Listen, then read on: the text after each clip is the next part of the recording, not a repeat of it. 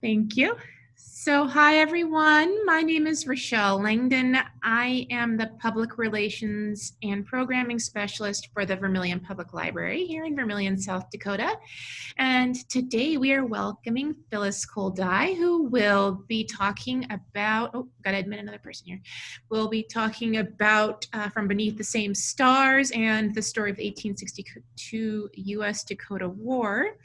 What I know of Phyllis right now is that she began pecking away on an old manual typewriter in childhood and never stopped. She has authored and edited 10 books in multiple genres, seeking to write across what divides us. Her most recent title is For the Sake of One We Love and Are Losing, a meditative poem and journal. She is originally from Ohio, and she now resides with her scientist husband, teenage son, and 2 cats in a 130-year-old house in Brookings, South Dakota.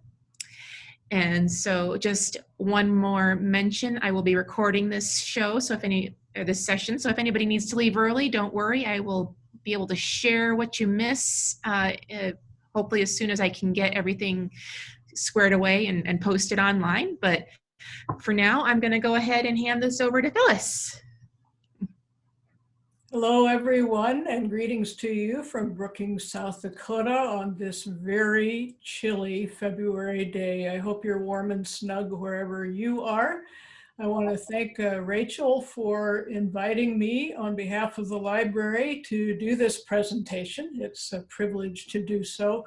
But most of all, I want to thank all of you for investing your noon hour in this time together. And if you're joining us a little bit later, that's fine too. I look forward to our conversation following my prepared remarks. Okay, so save up your questions or your comments or throw them into the chat, whatever works for you there. I need to take just a minute here and fiddle with my screen so I can get the screen sharing started. So just bear with me for a second, if you will. Okay, we're all right. So,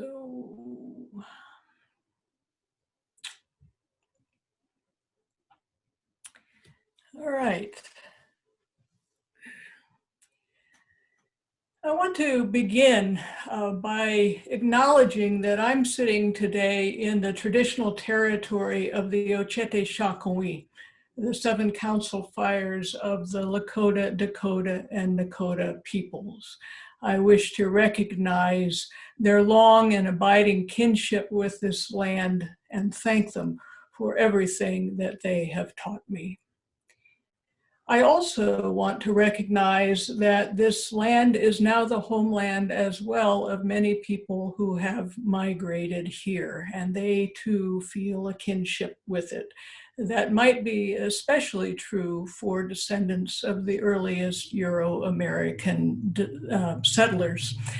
I'm not originally from this state, but I too have settler ancestors, most of them farmers from England and Germany, and their love for the new land in which they made their immigrant homes now lives in me. So this land where we're gathered virtually is therefore a shared land, and its history is a shared history. And if we're to fully understand that history, we have to listen carefully to one another across our differences. We must be curious about, rather than dismissive of, things that we don't know or understand. We must learn to empathize with those against whom our hearts might be hardened because of old traumas and wounds. So this is fundamentally why I'm with you today, to affirm our common humanity and to express my profound hope for the healing of all the peoples. We're united, if nothing more, by our love for the land that sustains us.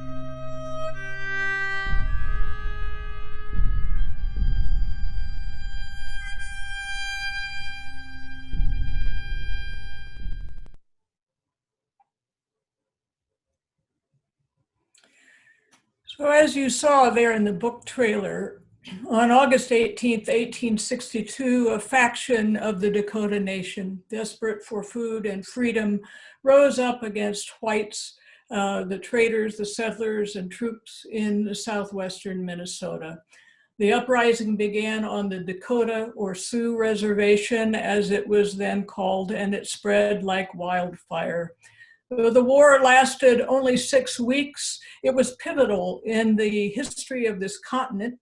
It resulted, first of all, in more white American casualties and refugees than any other Indian war. At least 650 white Minnesotans died, most of them unarmed civilians, and more than a fifth of Minnesota's white population was displaced. Many of those people would never return to their homes. The Dakota side also suffered. An estimated 100 warriors fell in battle, and after the war, U.S. military tribunals condemned another 303 Dakota men to death for their alleged participation in the fighting. 38 of those men were hanged in Mankato, Minnesota on the day after Christmas, 1862, at the order of President Abraham Lincoln. That remains the largest judicial mass execution in American history. Lincoln later commuted the death sentences of the rest of the condemned men to prison terms, but at least a third of those men died in confinement. Meanwhile, military forces under Brigadier General Henry Sibley rounded up around 1,600 Dakota people who hadn't fled Minnesota in the aftermath of the war. He interned them for half a year in a stockade at Fort Snelling near St. Paul. The vast majority of the detainees were children, women, and elders. Hundreds perished in that concentration camp from malnutrition, disease, and murder at the hands of whites. In May 1863, the following spring, American authorities expelled the 1,200 surviving detainees to a reservation in Dakota Territory now called Crow Creek.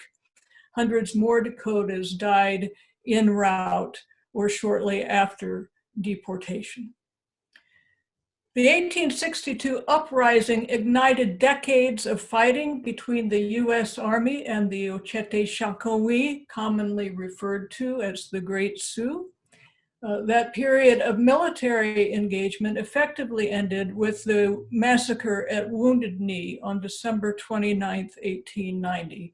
By that point, American subjugation of the West was almost complete, and the Dakota people were reduced to a diaspora. Today, Dakota communities are found in at least 5 states and 2 Canadian provinces. Generations after these events, their painful repercussions are still with us, yet a remarkable number of people remain unaware that they ever happened. I used to be one of those people. I moved to South Dakota from my home state of Ohio in 2000, and not until a dozen years later did I first hear about this war. That was in 2012, the 150th anniversary year of the war, marked by many public commemorations, especially in Minnesota. I twice attended local screenings of the documentary Dakota 38. Now, if you haven't seen that, I would recommend it. And I think Rachel is going to put the link in the chat box. You can Google it online too. Just Google Dakota 38 film and you'll find it and can watch that for free. I first watched the film in the company of a Euro-American audience, and then in the company of a largely Dakota audience.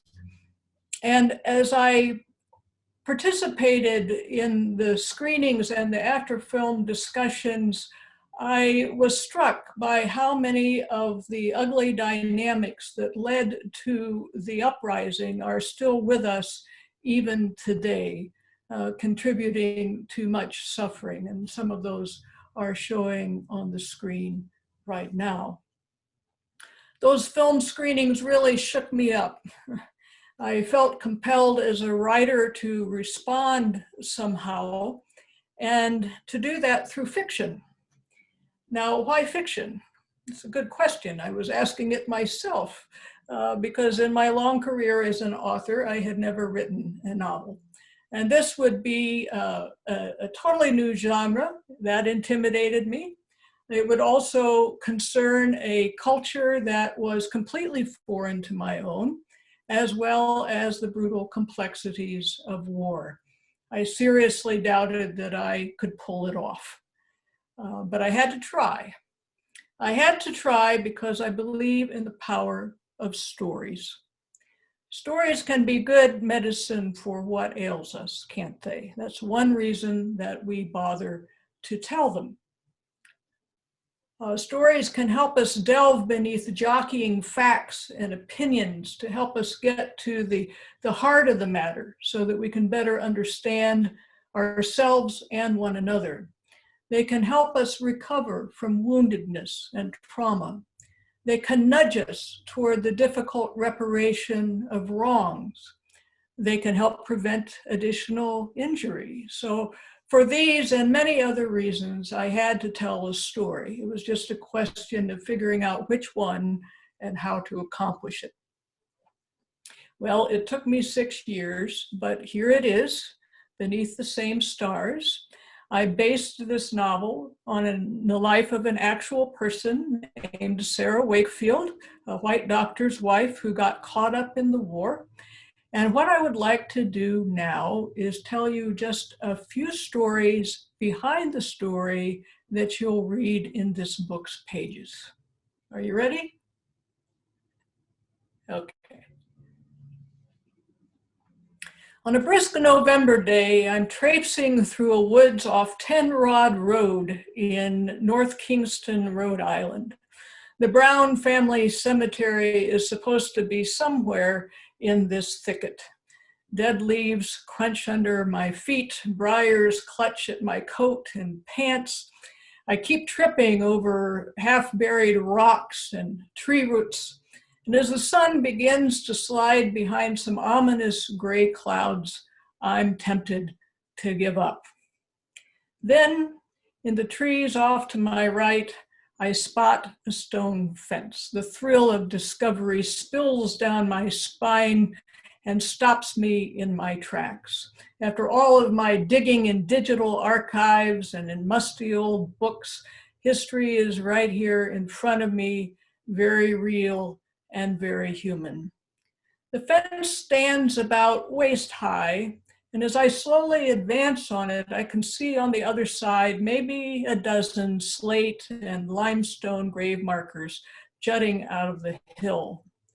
Most of the rock fence encircling the cemetery is in disrepair. I could easily step through one of the gaps in the walls to enter the graveyard. But instead, I circle the perimeter until I come to a tumble-down gate with a missing door. I step through. Whose hands laid this fence? How long ago? Do the walls date back to the earliest graves dug in the 1820s, if not before? Time has so eroded the dates on the oldest gravestones that I can't make out the years. I've come to Rhode Island to research the life of Sarah Brown Butts Wakefield, a rather infamous captive during the US Dakota War. She was born on a farm near this spot in 1829. In these graves rest her kin. I examine the grave markers for familiar names, and at the top of the hill, I come across William, the father she adored, his inscription all but erased by time. The mother from whom Sarah was estranged as an adult is not buried beside him. She lies elsewhere beside her husband, Pitt Vaughn. William died when Sarah was only 7 years old. I'm standing on sacred ground. I can't walk anywhere here without stepping either on a grave or fragments of gravestones. I feel a responsibility to these dead to tell their kinswoman's story as best I can and to wrestle some good from it. I stoop down and pick up a chunk of limestone, once the corner of a gravestone. It might be grave robbing, but I'm going to take this home with me to South Dakota and hold on to it until my work is done. Someday I'll bring it back and lay it to rest.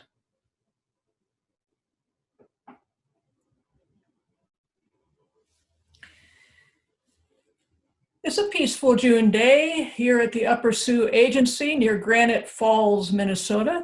I seem to be all alone at this historic site, and as I stroll the grounds, I try to imagine what the place might have looked like in 1862, the trading post where traders licensed by the government did business with the Indians or refused to, the agency village up here on the bluff where reservation staff and their families lived and labored, the steamboat landing down below somewhere at the confluence of the Yellow Medicine and Minnesota rivers.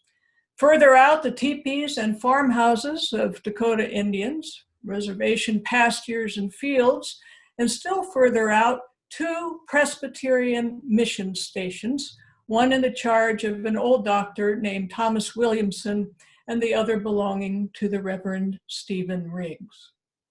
I try to imagine all this, but I can't quite bring it into focus. I circle a mound of rubble overgrown with grass and dandelions. This is all that remains of the 2-story brick warehouse that was once the most imposing building here on the bluff. The base of all upper agency operations, it had apparently dwarfed its counterpart at the lower Sioux Agency on the opposite end of the reservation.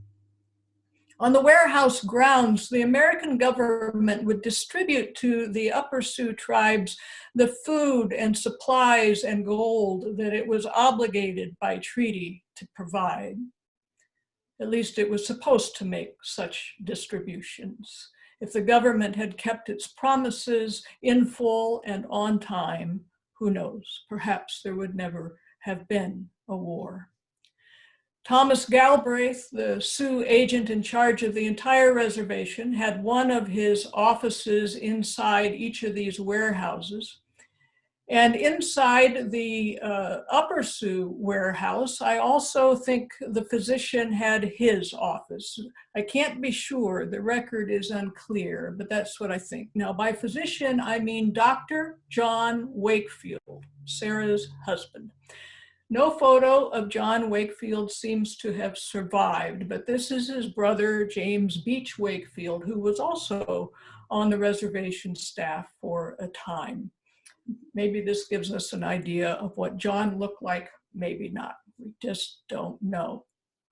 What I do know is that John Wakefield was not a very nice fella, and that's all I'm going to say about him right now.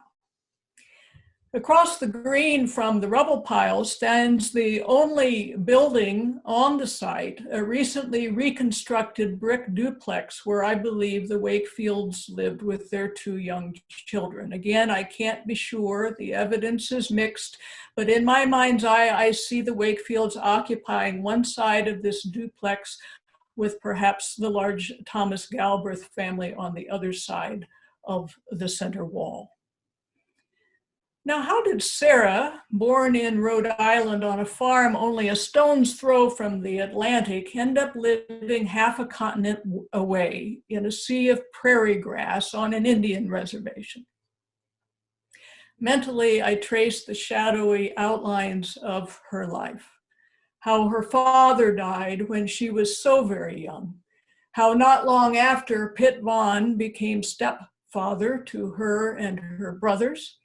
How in her teens, perhaps to escape unhappiness at home, she set out alone, apparently, for the big city of Providence, Rhode Island. How she eventually took up there with a silversmith named James Butts. how she became pregnant and gave birth to a daughter named Florence, how she soon abandoned Florence and her father and disappeared from the public record, only to reappear a few years later, getting married to John Wakefield in Shakopee, Minnesota. How the financial panic of 1857 and the ensuing recession must have hit the Wakefields hard. How in 1861, after Lincoln's inauguration, John took a plum political appointment as physician on the Upper Sioux reservation, hoping, I think, to recoup his financial losses by working in the notoriously corrupt Indian system. I stooped to pick up a small chunk of brick from the rubble pile. This might be grave robbing, but I'm going to take this home with me to South Dakota and hold on to it just until my work is done.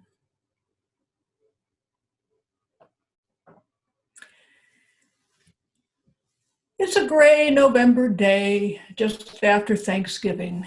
In Peever, South Dakota, I'm sitting at the kitchen table of Ćaske, or Darlene Renville Pipe Boy, a Saskatchewan Dakota elder.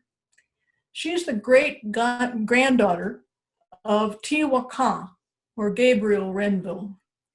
During the US-Dakota War, Gabriel helped lead the Peace Party, a faction of Dakotas that refused to fight the Americans.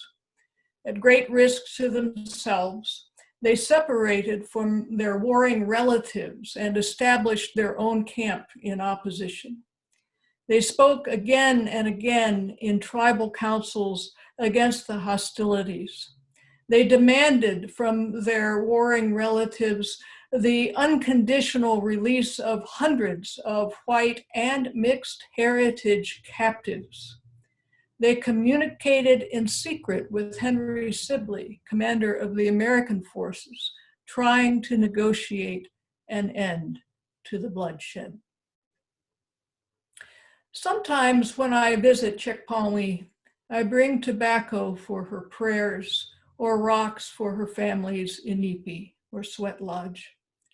She instructs me on Dakota life ways, spirituality, language. I am not a good Dakota speaker. My ear is fat and my tongue is thick, as they say, but Darlene is patient with me because that's the Dakota way. On this day, she surprises me by arranging 3 eagle feathers on the table between us, one for me, one for my husband, and one for our son. What she says next, I will not repeat. Her words will live in the circles of our families. But when she finishes speaking, she places the eagle feathers on in a bed of dried sage and cedar leaves in a wooden box. Notice the German on the box lid. She slides the lid shut and she places the box in my hands. Suddenly, I grasp that I've been writing Ćaske into the pages of my novel. I'm not talking just about her linguistic and cultural knowledge, her sense of humor, her personal wisdom, all of which has been seeping into my fictions. No, it's more than that. Ćaske is the face I see, the voice I hear, the strength and tenderness I feel as I'm creating my character, Ushishi. Ushishi is my fictional name for the mother of Ćaske, the male lead in my novel, based on an actual Dakota man. Ushishi is a kinship term that the old woman tells Sarah to call her. It means something like my mother-in-law. Now, I don't know the actual given name of Ćaske's mother. I don't know much about this woman at all. She seems to have been the daughter of Hoyakpa, Eaglehead, a chief of the Medewa Dakotas.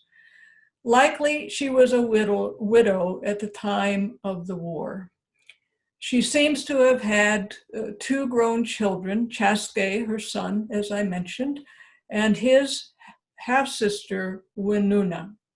Winuna and her husband, Hepon, had two young sons in 1862. Now, on the very first day of the war, Sarah and her two babies were traveling the main reservation road between the Upper Sioux Agency and Fort Ridgely. They were unaware that the war had broken out. And around supper time, while they're on the road, Ćaske and Hepon ambushed the Wakefield's wagon. They shot its driver, George Gleason, and Hepon wanted also to kill the Wakefields, but Ćaske repeatedly intervened on their behalf. He insisted on taking them captive, thereby assuming responsibility for their welfare. From that point forward, his mother, who I call Ushishi, and other members of his family helped tend the Wakefield's needs and protected them from harm, especially when Ćaske was gone from camp. Sarah grew to love the old woman so that she later confessed to, quote, looking upon her as a mother. That was a remarkable thing for a white woman to say in the aftermath of this war. Now, as regards Ćaske, I have a bit more information. He belonged to the band of Ćaske, the medieval Kantawan Dakota chief after whom the town of Shakopee, Minnesota was named. According to Sarah, she first met Ćaske while she and John were still living in Shakopee. In Shakopee. And that would have been before the government had removed Shakpe's people to the reservation. So just how Sarah and Ćaske met or how well they knew each other back in those days, we just don't know. Once on the reservation, Ćaske apparently tried to assimilate, or at least he pretended to. He studied some English, he wore white style clothing, he settled with his wife in a house and tried to farm. Sometimes he attended church. Above all, he cut his hair, signaling his willingness to live white. Now, this could have been merely a survival tactic because he would have known that as a cut hair or farmer Indian, he would receive more food and supplies from the government than if he remained a blanket Indian or a traditionalist clinging to his culture. Yet this preferential treatment did not prevent the deaths of his wife and child, probably during the harsh winter that preceded the war. Now, Ćaske is a birth order name. It means firstborn son. But this man also had a given name, Wichompi Washdedompi, which means something like he who is liked by the stars. How I would love to know the actual story of how he got that name. I had to invent one based on certain things I found out.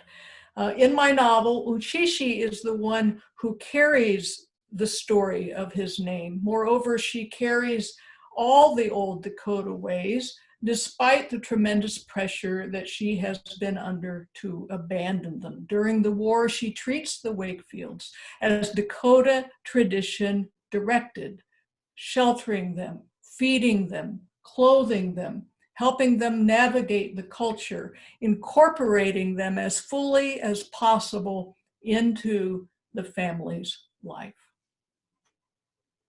What Ćaske's mother did for Sarah Wakefield in captivity, Ćekpanwi has done for me in friendship.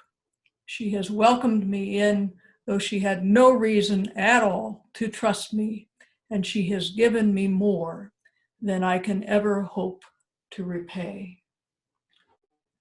The wooden box is so light in my hands that it might be empty, and yet it has substantial weight. Once again, I feel a responsibility to the dead to tell this story as best I can and to wrestle some good from it. But more than that, I feel a responsibility to the living who walk on sacred ground.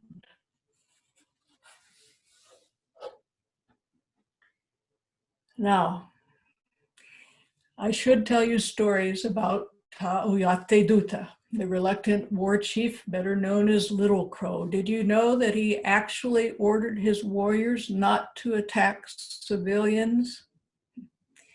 I should tell you stories about the missionaries who, after ministering to the Dakota people for decades, barely escaped with their lives once fighting broke out.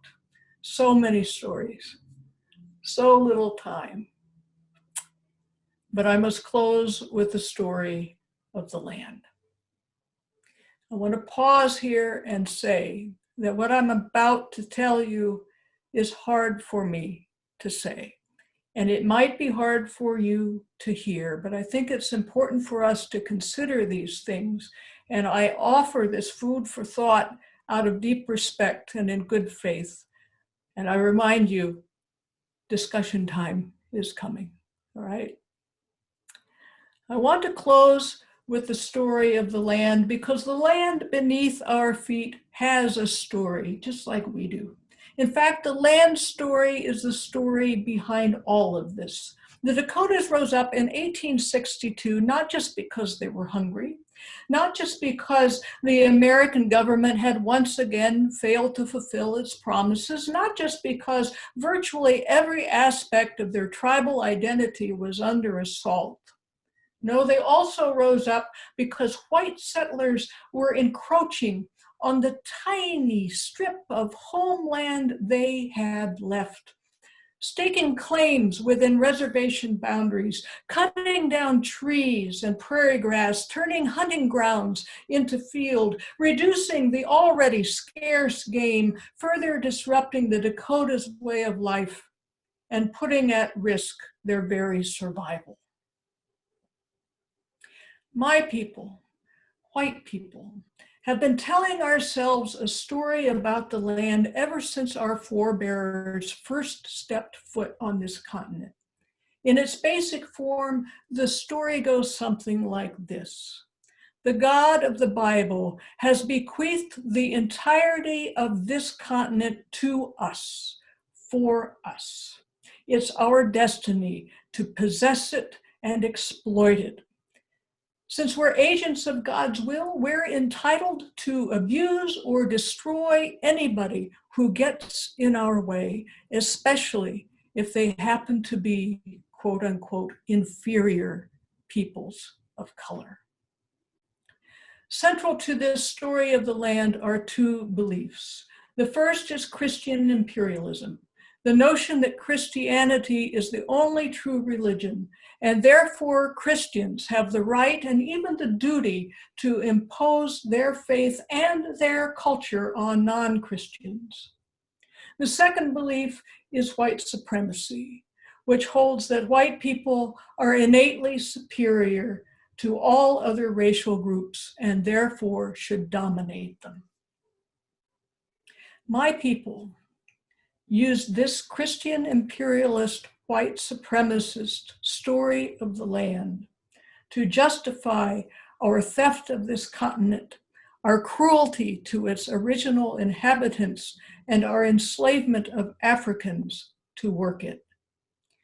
In my view, we're still using this story of the land to justify wrongdoing against citizens of color, against undocumented and legal immigrants, and against refugees seeking asylum at our borders.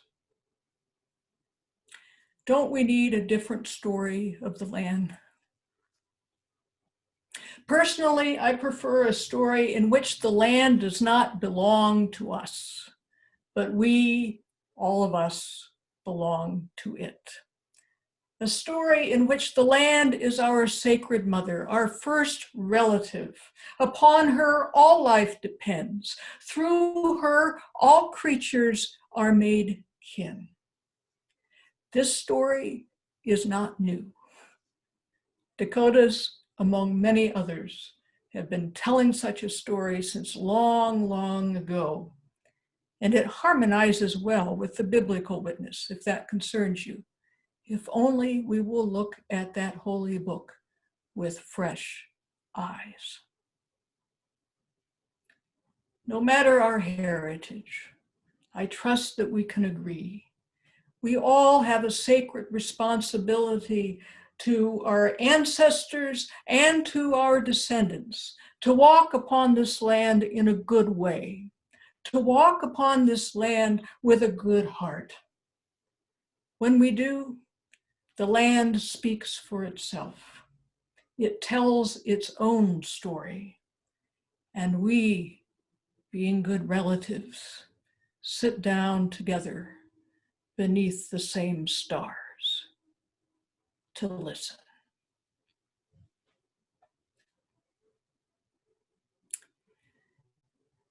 Okay, thank you for your kind attention during those remarks. And I'm going to stop my screen share now so that I can maybe see you and we can engage in discussion here. This is always my favorite time of a presentation. So what are thoughts that you might be having, questions that you have? I'm interested to know where your minds and hearts are right now.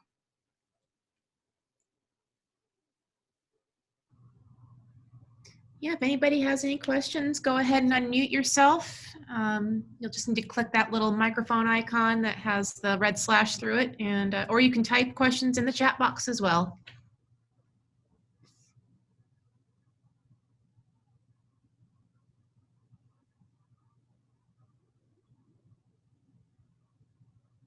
Maybe I put them all to sleep, Rachel. Don't be afraid, anybody. Hi. Hi, this is Cindy Wilson. Hi, Cindy. Cindy. Oops. Yep. Oh, was that Cindy? Did I get that? Yeah, sorry, you've got a little lag time here. Cindy, go ahead and. Well, I was wondering, first off, thank you. This was fantastic.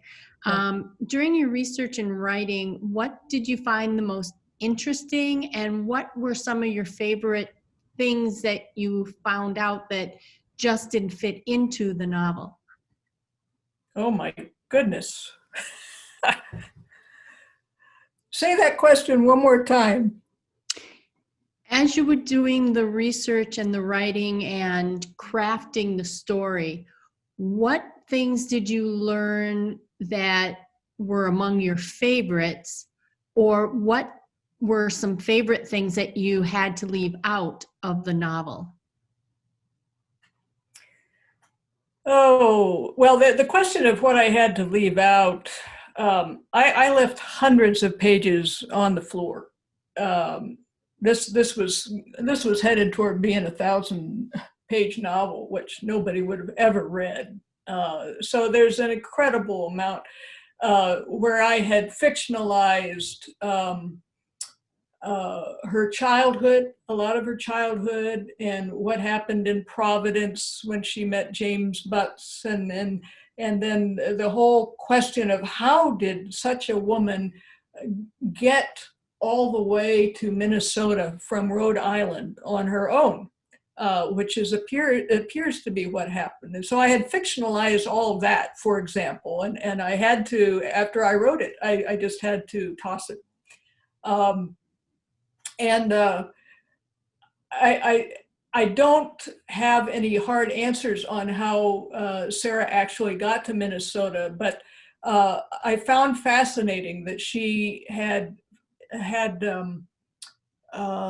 abandoned her very young child, Florence, there in Rhode Island, and trying to imagine what might have happened to me. You know, the only thing I could think of is that maybe the marriage was not going well, if it was in fact a marriage. I cannot find evidence that there was an actual marriage, but I think she was accused of bigamy. So perhaps, at least in common laws, she was married to James Butts. But, you know, back in those days, a woman did not have a right to her children. She did not have much standing, you know, of any in court. She could not divorce if she was in a bad marriage. And so there was a long-standing tradition along the eastern part of the United States of runaway wives and husbands whose women had run away would put notices in the newspaper trying to get them back and asking for information from the authorities and from the public to help get them back. And so I could imagine that Sarah had done this and left behind the child because she would have been hunted down if she took the child with her. And how would she have cared for that child if she were intent on going across country? So maybe she thought it was in the child's best interest to abandon her. She did not abandon her to James Butts. She took the child apparently to a friend who raised the child for about 10 years, I think, before James Butts eventually remarried. I also tried to imagine, you know, in this coming across that Sarah might have used a tactic that other runaway wives used, which was to impersonate a man. She was a very large woman. She was over 6 foot tall. She weighed 180 pounds at the start of the war. And so to try to see what kind of a man she would have made, you know, I took the existing picture of her and did some doctoring of it, put her in men's clothes with a man's hairstyle. And she actually could have very easily pulled it off, just in appearance's sake. And so, you know, those are some things that I had fun with. But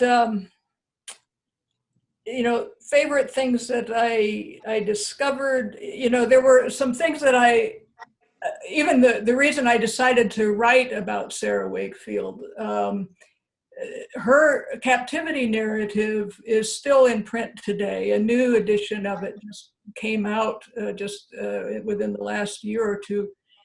And until this most recent edition, there was a footnote in the narrative that said that nobody knows why on her marriage certificate to John Wakefield that her last name was listed as Butts. And they said they thought it was a clerical error, that they should have written Brown. And I was thinking to myself when I read that, you know, Brown and Butts are nothing alike. You know, how could that have been a clerical error? Well, you know, today we can go on to databases online like Ancestry.com and other things, and we have instant access to these kinds of questions. So I just did a search there. In 15 minutes, I realized that she had had this whole other life in Rhode Island with this first husband that nobody had ever known about. And so I think I was the first one to make use of that in a book. Hopefully the new edition that has come out is aware of this.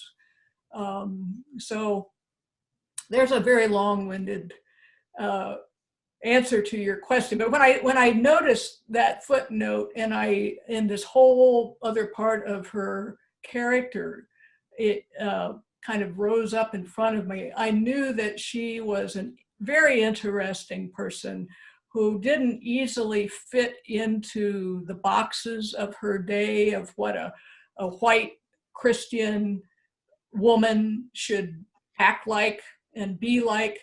And that helped to explain, I think, her ability to relate with Dakota people in ways that were very unusual for most Euro-Americans of that time.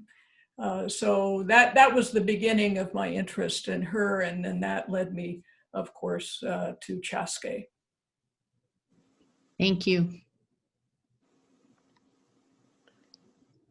I'm curious to how you see a resolution to the conundrum we're now in. And I've listened to a lot of opinions about it, how our only hope is to form community with the people we've alienated and mistreated, and change laws, of course, and change practices. But I wonder if you see another path. Well, thank you for that question. And this gets to the heart of the matter. This is why I wrote the book, ultimately is to get us talking about what happened in the past so we can make possible a different kind of future. I am not an expert on these things, but in my own experience, the best thing that I can do as a Euro-American is to humbly find ways to be with Indigenous people and other people of color and listen to them instead of wanting to talk so much. We're really good at talking, not good at listening. And also, as we're listening, to pay attention to what's going on in our hearts and minds, because often as we're listening, we're getting defensive, we're complaining, we're blaming, we're anything to take us out of the discomfort that we're feeling with carrying the burden of the past. And those things get in the way of genuine relationship. Faith Spotted Eagle, a Dakota elder who I've learned a lot from at a distance, has said, she doesn't want Euro-American people feeling guilty about the past. She just wants us to look in the face what the facts are, and then to accept the facts and enter into community with Indigenous people and be good allies to them as they are trying to figure out the solutions to some of these things. And we listen to them, and we wait for them to ask us what we can do, or they give us a mission. They tell us what they need from us. And sometimes that's uncomfortable, but if we're serious about this, we can't be there when it's comfortable, and then when it starts getting uncomfortable, disappear. That's what our pattern typically is. We've got to prove that we're better than that. And these things are not easy, but I think we have to find those Indigenous leaders who are able to tell us what they need from us, instead of us deciding on our own what we should do for them. We have to do with, and we can only do that if we give up power. We have to give up power that we don't even know that we have. We don't even recognize the disparity in power often, because we who are white especially are born into it. How can a fish know what the water is? So you have to throw yourself out of the water somehow and get a sense of what it's like for people who are not in it. So that's some of what I can say. It's not very specific, but I think it's more an attitude, is how we carry ourselves. That's where everything starts. And a lot of people that I know, really, really good people I love, have really strong opinions about Native people, and they've never known a Native person. That's ignorance. We have to rise above our ignorance. We have to transform our ignorance into understanding. And that is a lifelong process. Thank you. You're welcome. Thank you for the question. I have a question from somebody in the chat. They were wondering, how long was Sarah held in captivity? The entire length of the war. So she was taken captive the very first day, and the war lasted between 5 and 6 weeks, somewhere in there. So she was liberated at Camp Release with all of the other white and mixed heritage captives. Her impulse was, at least later, to want to go back to the Dakota people. Once they had been removed to Dakota Territory, she was seeking a way to go there and to be of service to them somehow. That didn't work out, but I think she had a hard time re-entering white society, and that's partly because of you know how captivity had impacted her, and partly because white society was very suspicious of her, because she put a lot on the line to stand up for the Dakota people that she loved. Right. Okay. Mm-hmm. I have another question. Someone's wondering if you have connected to the people who do the Dakota 38 ride and the annual reconciliation ceremony in Mankato. I have connected. In fact, the first time that the second time that I watched the Dakota 38 film was with the riders and the community down at Flandreau as the riders were passing through. So that was very, very meaningful. And I know a couple of the riders.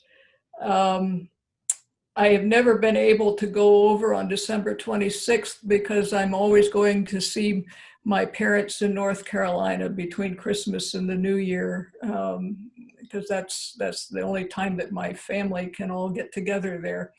But the Dakota people have ways that they're trying to wrestle with this history, and more power to them. All right. Thank you. There's also a women's march every 2 years that retraces the steps from the long march between the Lower Sioux Agency and Fort Snelling, when the women and children, elders mostly, were removed to the concentration camp at Fort Snelling. So that's another very moving memorialization of this. Thank you. That's all the questions I have in the chat. If anybody else has any questions, go ahead and unmute yourself and let us know.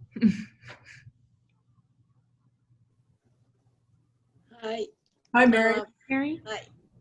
I just want to say thank you. I'm following you. I've brought your books and have read them, and this one's really powerful. Thank you.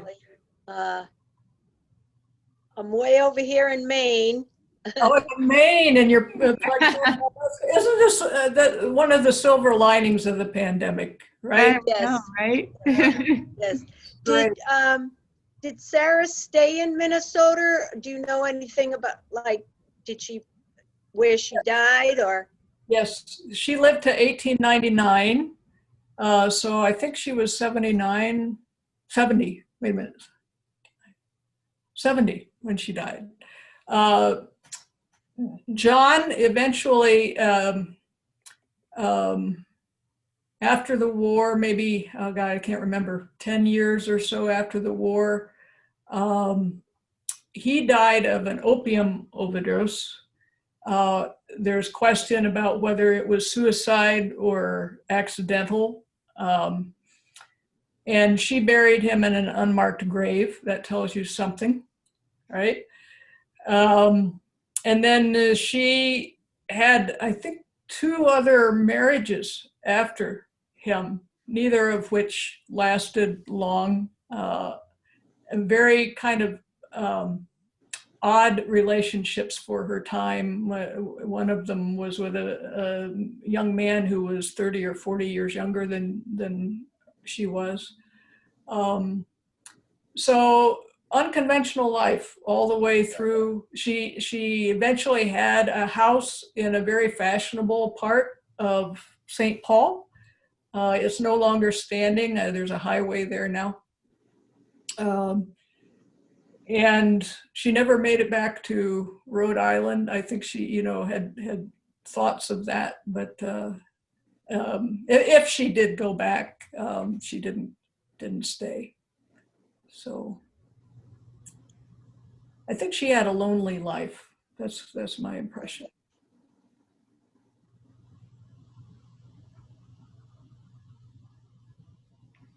Stay warm there in Maine, by the way. It's snowing. It's coming here too. Yeah. Other comments? Questions? Something that made you mad?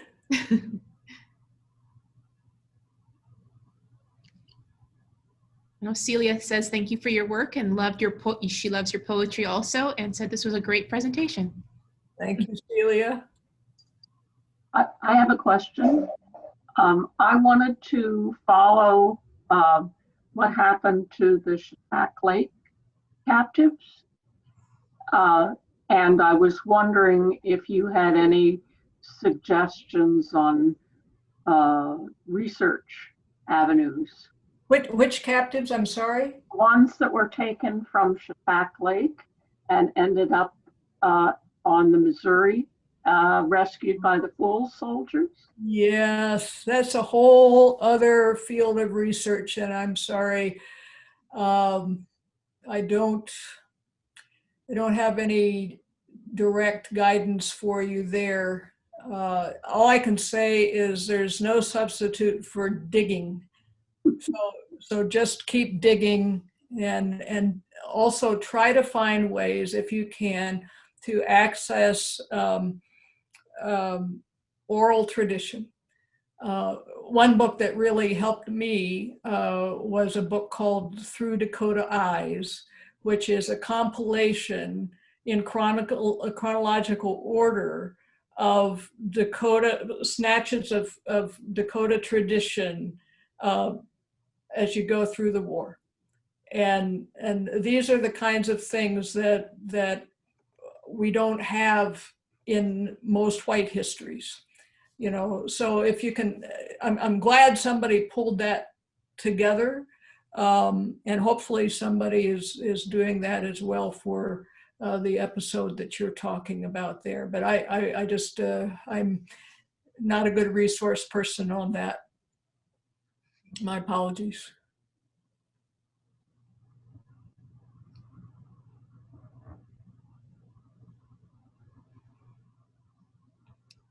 Well, I've got a question here from the chat. I'm in Georgia, but I'm from Sweden and don't know the Midwest, but I wonder what the relationship is today between Native Americans and Euro-Americans. Is there integration today? Is there shared understanding about the war and the history? Well, that's a huge subject. And again, I'm not an expert on this. My observation, I've lived in Brookings, which is on the east side of South Dakota, since 2000. There are 9, if I got that right, Native reservations in South Dakota. The Dakota people, most all of them who remained in the state after the war, were expelled from Minnesota to Dakota Territory, to Crow Creek. And that law expelling them is still on the books. So I think even in terms of symbolism. You know, there's a lot of work to be done. That law should not be on the books. My son, when he was going through the school system here,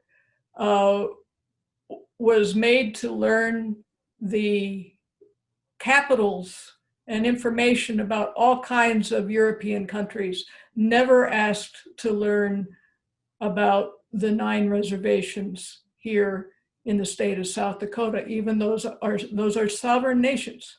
Those reservations are sovereign nations.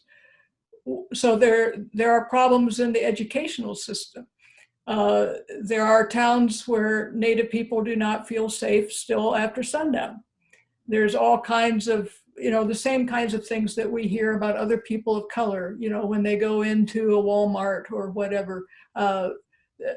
You know, Checkpaween's family, when they go into Walmart in Watertown, have sometimes been followed around the store by security. And, you know, just,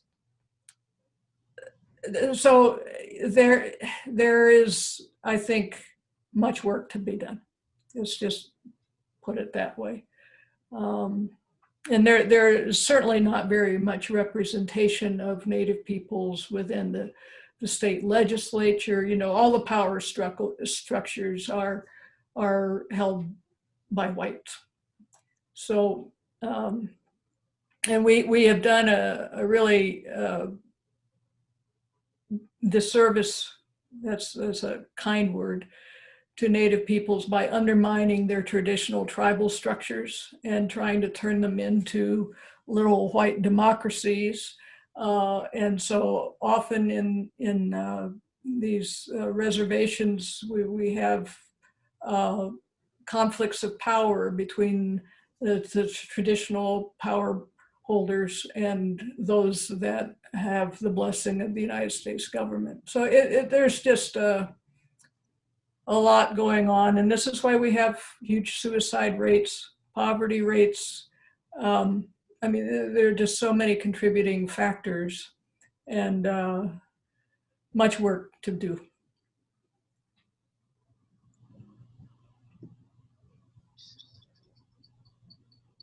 Somebody has a raised hand. Ann Muldery.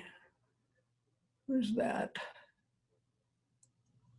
And you want And to? I just joined because I had the time mixed up. I'm on the eastern coast. But There will be a video, I believe, that Rachel's going to make available.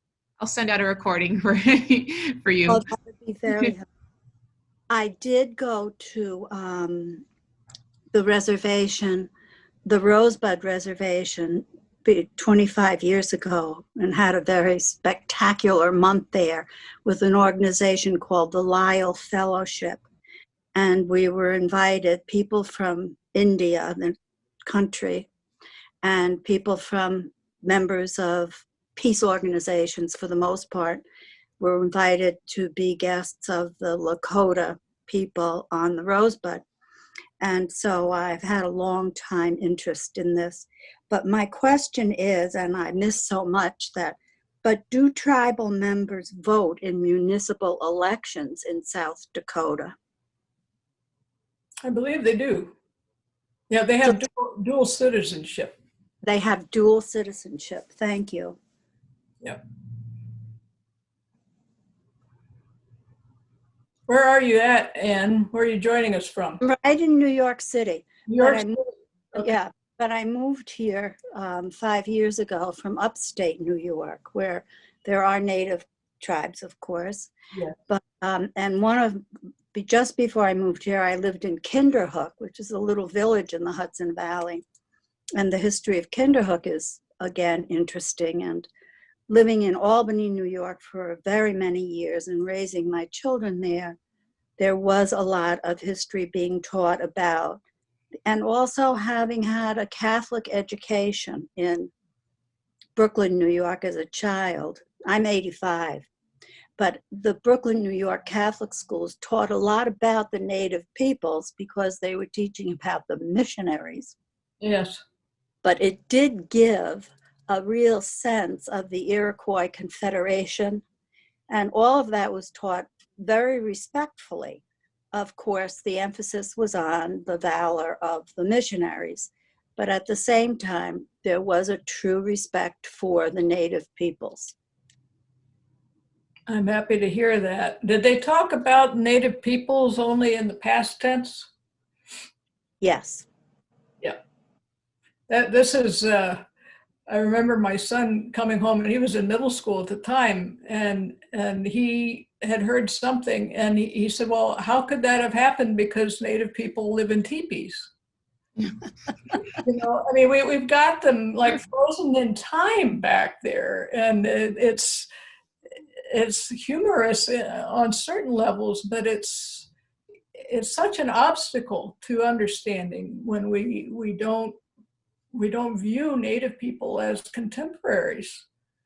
Well, may I speak more? Yes, go right ahead. I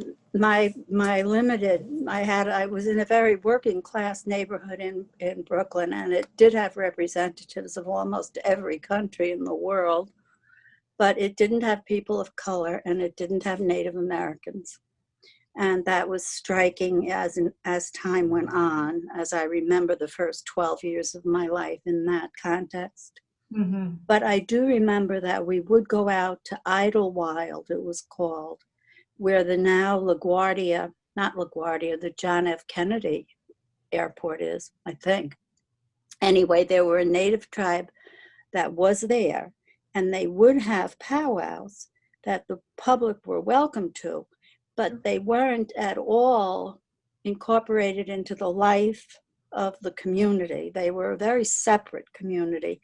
And my exposure to their culture as a child was really limited to those moments when they were performing, and I would be buying beaded objects.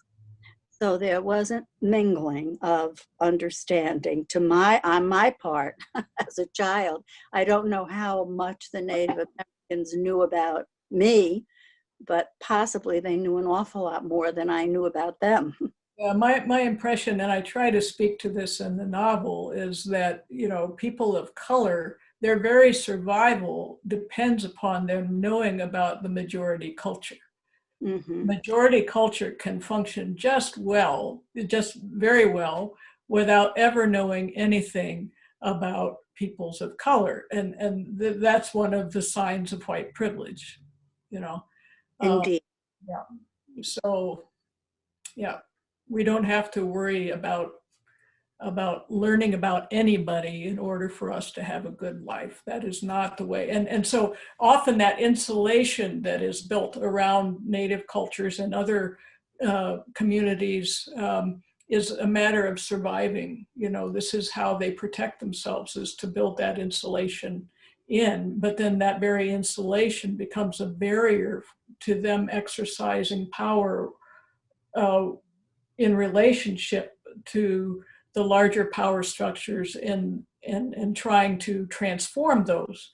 So it's quite a world.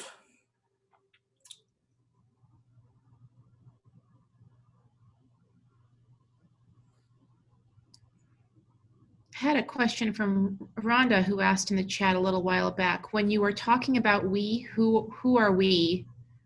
I guess she was wondering, when you're referring to people, are you referring to white people, I guess? I'm not sure. I guess I probably should have caught that earlier when you were talking. I don't know what we were talking about at the time.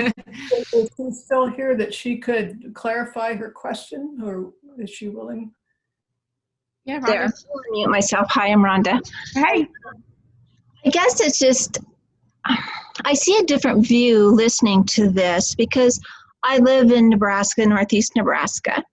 I grew up in Valentine, Nebraska, which is right next to the Rosebud Reservation. And I just see a whole different, you know, your insight of probably from what the Eastern world sees, reservations, Lakota. I mean, I know more of Lakotas, I guess. But sorry, it's hard for me to talk. That's why, to explain what I'm saying about this. But when you're talking about who are we, I'm sitting here like feeling like I'm part of that we, but yet I have a whole different relationship and view of the Rosebud and the Sioux, the Santee, the natives that I know. And I even took Lakota as a second language.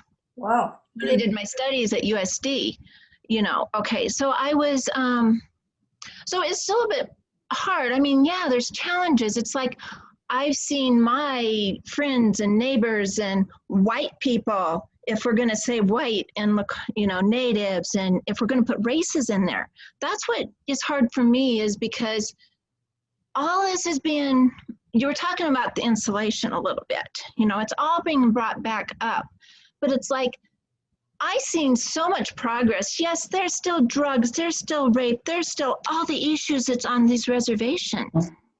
Okay, but I think we've made strides, our states have made strides to help, work this, and they're trying to work together to make it better. Mm-hmm. But when it keeps coming back and saying that there's still a lot to be done, even for white people. I mean, I have friends that are still struggling, so it's just like really, the cultures, and to make it, how do you do that? Do you make it all even? It's never going to be equal. I mean, it never was in the Bible even. I mean, that's just how biblical stuff is. I mean, how life is. So sorry, I mean, I'm just kind of trying to figure out, when you're talking about we, getting back to my question, are we talking about government? Are you talking about the white supremacist people that really believe that, we have them there for a purpose? Mm-hmm. Or, I mean, I'm not saying, or they're on that reservation, yeah, that's all government stuff, but I really feel that there's been lots of strides of trying to get rid of that, mm-hmm. Mm-hmm. But okay, I gotta be quiet, but I don't know if that's really a question. I'm just trying to voice everything here, sorry. Yeah. No, don't apologize. I appreciate your struggle to verbalize what you're feeling.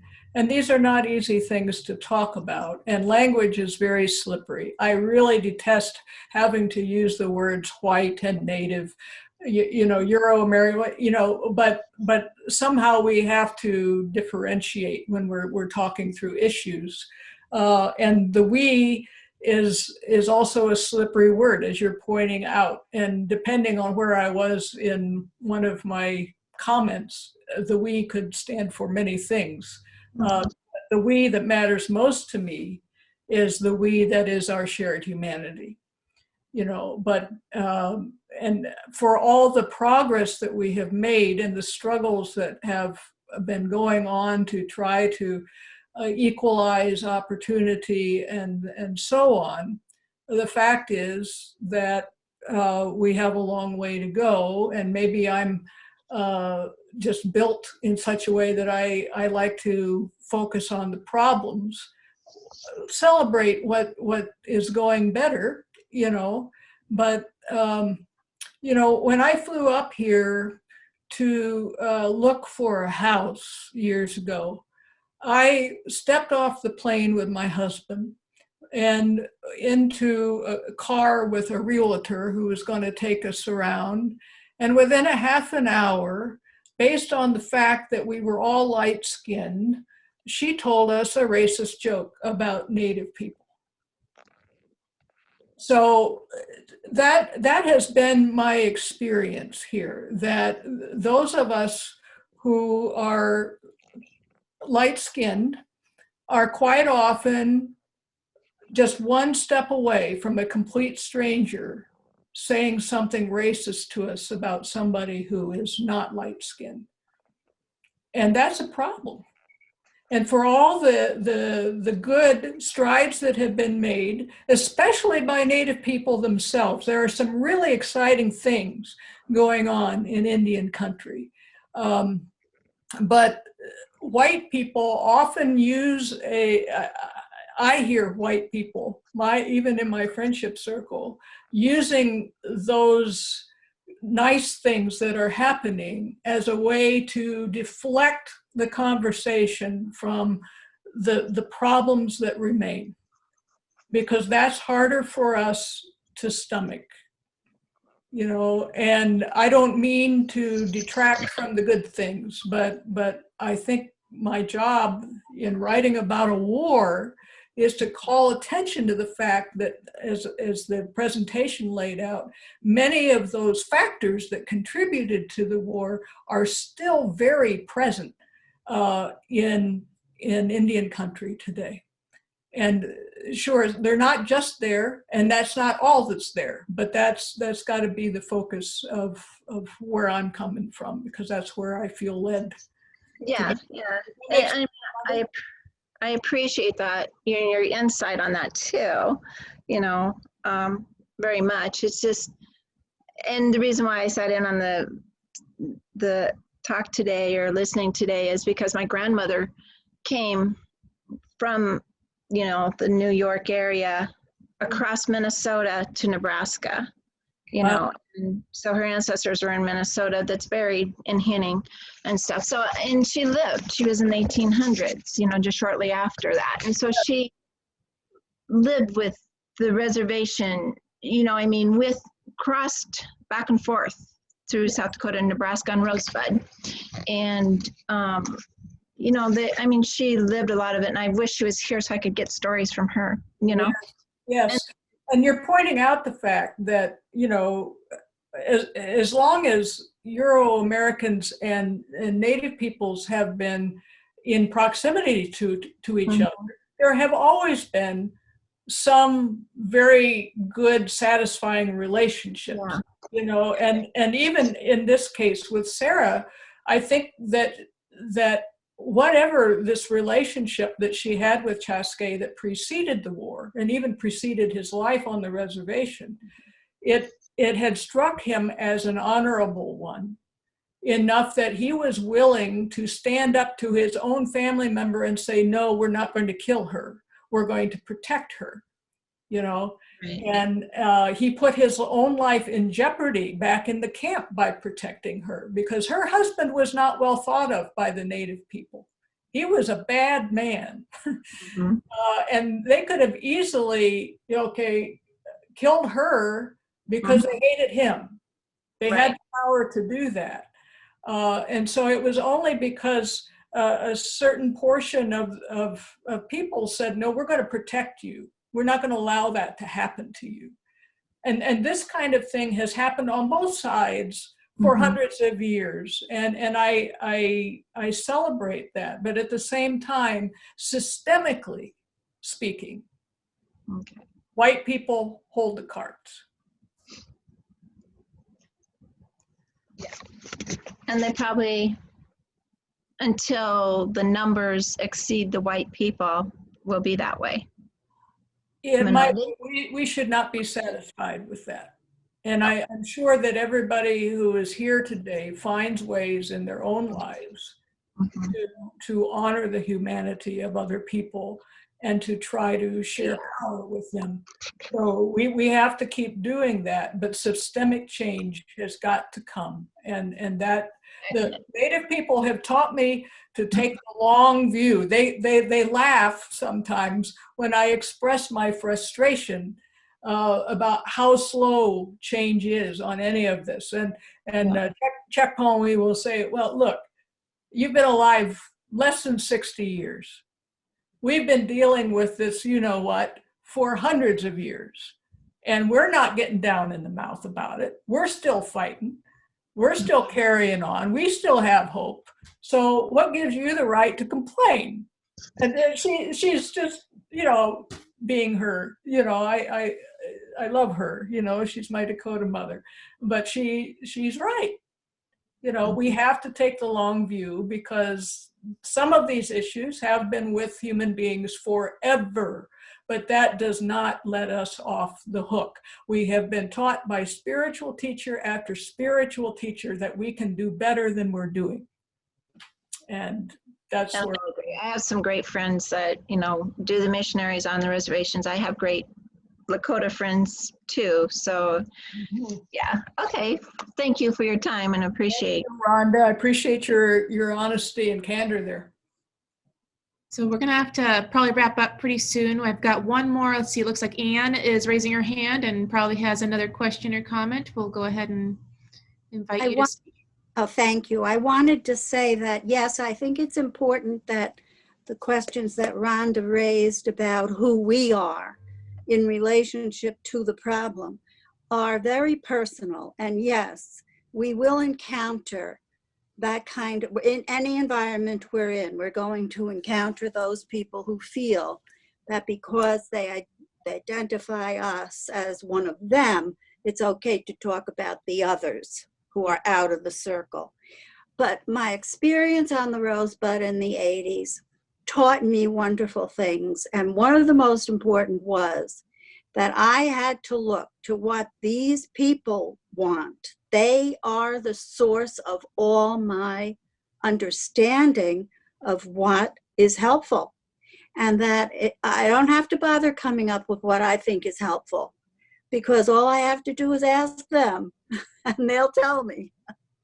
But I love what you're doing with your effort to bring the fact that, yes, turn to the leaders of the peoples that are oppressed. They know the direction you can help. Yes. Thank you. Well said, Anne. Thank you. Thank you. All right, so it's probably a good time to wrap up. We've had quite a nice discussion there. Man, that went on longer than I anticipated, but that's fine. That's totally fine. Oh, I'm grateful. Thank you so much, Phyllis. That was a beautiful presentation. I appreciate it very much. And thank you everyone else for joining us. Everybody stay well, okay? Thank Okay. you. Stay well. All right. Thank you, everyone. And I'll have this recording out soon. Bye-bye. Thank you. Goodbye. Bye-bye.